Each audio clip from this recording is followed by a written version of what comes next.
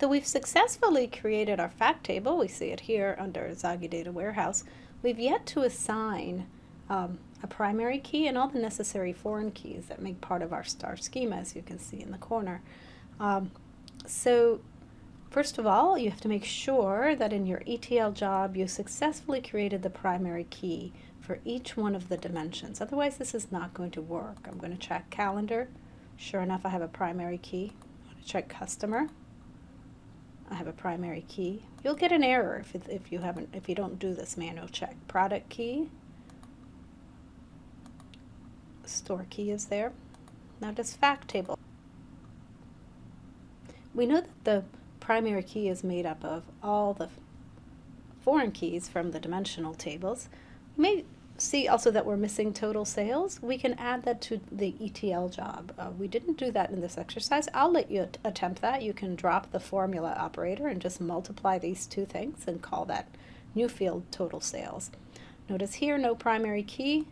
I'm going to go ahead and select all four, hit apply, and you notice that I get the code to generate that primary key. I'm going to highlight it and control copy.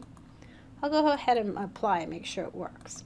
Now I'm going to go to Alteryx, and in my post SQL statement, so not my pre where I say what schema to use and to drop the table if it exists, I'm going to paste this code here and say OK.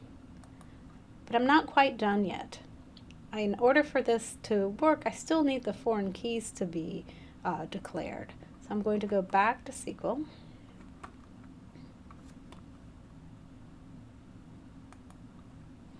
And over here on the bottom, you can see I have columns, indexes, foreign keys. Let's start with our calendar foreign key.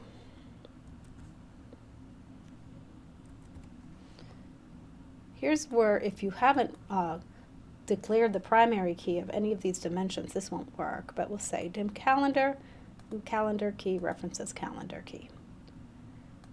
It doesn't really matter what I name these foreign keys. It's really invisible to the user, but let's go ahead and say customer. Customer foreign key. And we reference customer. Customer key matches customer key. We're going to have one for each dimension, so let's do product. Oops.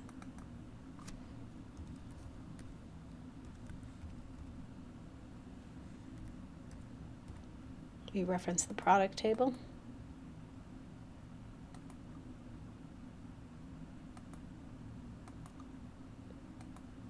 And we got store.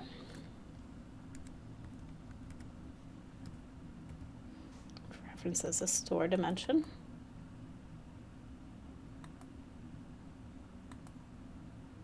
Okay, let's hit apply. We've got a whole lot of code, right? So we're going to copy all of it. Control copy. This essentially is going to create the foreign keys. Let's hit apply. And it worked. So we now have foreign keys. Let's go to Alteryx and add that code. Don't erase the code we already added. That's for the primary key. Now we add the code for the foreign key. So now when we run this job, even if we've deleted the fact table, it'll recreate the primary foreign keys. Word of caution. If you want to rewrite or rerun the dimensions, you're now going to have to manually delete the fact table from SQL because those foreign key relationships are there. So when you get ready to write out the code to write your dimension, and you want to overwrite the dimension table, when you go drop the dimension, it will not allow you to do that because it will remember that it has a foreign key in a different table. So if you want to start from scratch, you're going to have to delete the fact table manually from MySQL. Now, let's do one more fun thing in MySQL so that we can just see the image. We're going to do database, reverse engineer. And you may wonder how I got some of these diagrams. Let's hit next. Next, I'm going to say Zagi Data Warehouse. Next, next, execute, place objects on a diagram. Next, finish, Let's rearrange. Let's put fact in the middle.